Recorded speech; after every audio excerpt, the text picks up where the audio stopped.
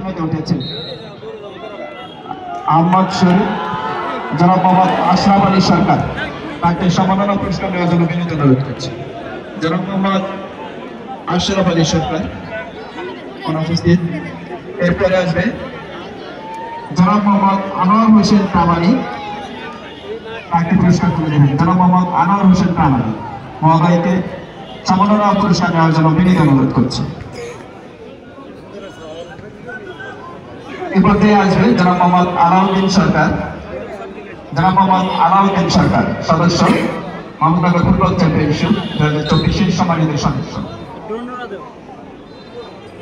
এরপরে আসবে জনাব মোহাম্মদ আব্দুল লতিফ সদস্য, জনাব মোহাম্মদ আব্দুল লতিফ সম্মাননা পুরস্কার তুলে দিচ্ছেন আজকের অনুষ্ঠানের সভাপতি এবং মোহাম্মদনগর ফুটবল চ্যাম্পিয়নশিপের সম্মানিত সাধারণ সম্পাদক ইঞ্জিনিয়ার আখতারুজ্জামান লিটন।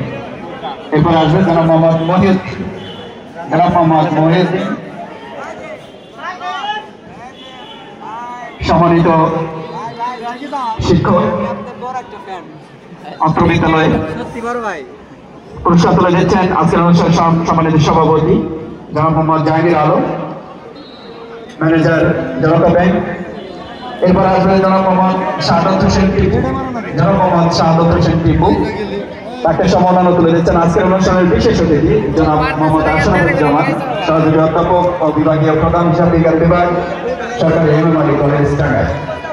এরপরে আসবে জনাব মোহাম্মদ জাহাঙ্গীর আলম শিকদার,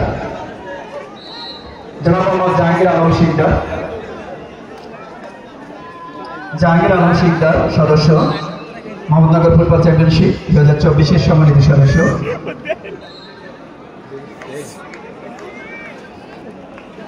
এরপরে আসবে জনাব মোহাম্মদ মুজিবুর রহমান সুজন। আচ্ছা সুজনকে বন্ধু সুজন, তুমি জাজমেন্টে রয়েছে, তোমার পুরস্কার আমরা রেখে দিয়েছি।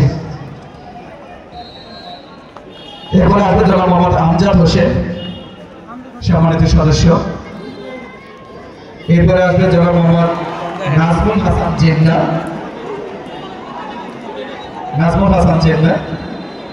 এরপরে আসবে জনাব জাহাঙ্গীর আলম সদস্য, এই সভাপতি। আচ্ছা আমরা পেয়ে গিয়েছি। এরপরে জনাব মোহাম্মদ বাহারুল ইসলাম সদস্য সচিব, মোহাম্মদনগর ফুটবল চ্যাম্পিয়নশিপ 2024 সম্মানিত সদস্য সচিব জনাব মোহাম্মদ বাহারুল ইসলাম,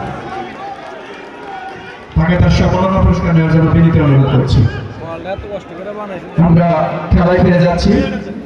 আজকের খেলাটি পরিচালনা করছেন জনাব মোহাম্মদ বাবুল আক্তার, শরীরচর্চা শিক্ষক, মেজর মাহমুদুল হাসান উচ্চ বিদ্যালয়, মাকড়দৌড়, টাঙ্গাইল।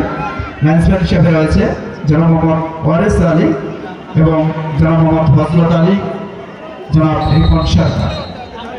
আমরা আবার আরেকটি হলুদ কার্ড, অর্থাৎ এ পর্যায়ে কিন্তু একটি ঘটনা ঘটে গিয়েছে।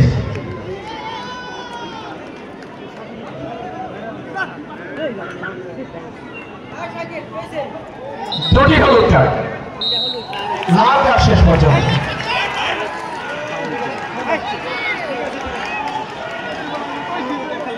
শেষ পর্যন্ত কিন্তু লাল কার্ড পেয়ে মাঠের বাইরে চলে আসলো শাকিল। আমরা কোনোভাবেই এটা আশা করিনি, কারণ শাকিল একজন উদীয়মান তরুণ খেলোয়াড় এবং ভালো মানের খেলোয়াড়। যেমন রেফারি বাবুল আক্তার, তিনি কিন্তু তাকে লাল কার্ড দেখিয়ে মাঠ থেকে বের করে দিয়েছেন এবং মাঠে রেফারি সিদ্ধান্ত চূড়ান্ত বলে গণ্য হবে। এই মুহূর্তে কর্ণফুলীর আক্রমণ, বল কেড়ে নিয়েছেন দলেশ্বরী, পা প্রান্ত দিয়ে দুর্দান্ত গতিতে এগিয়ে যাচ্ছে 16 নম্বর জার্সিধারী খেলোয়াড়, কিন্তু না 17 নম্বর কর্ণফুলী, তিনি কিন্তু প্রতিহত করেছেন। এই মুহূর্তে খেলা জমে উঠেছে, 2-1 গোলের ব্যবধানে খেলা চলছে। কর্ণফুলী 2, দলেশ্বরী 1।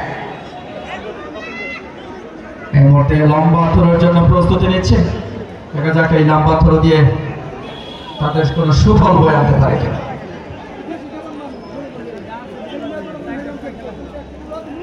উঁচু করে মারিয়েছেন, গোল হতে পারে কিন্তু না, গোলকিপার ছিল প্রস্তুত, তিনি কিন্তু অত্যন্ত দক্ষতার সাথে যাত্রায় বলটিকে বুকে জড়িয়ে নিয়েছে।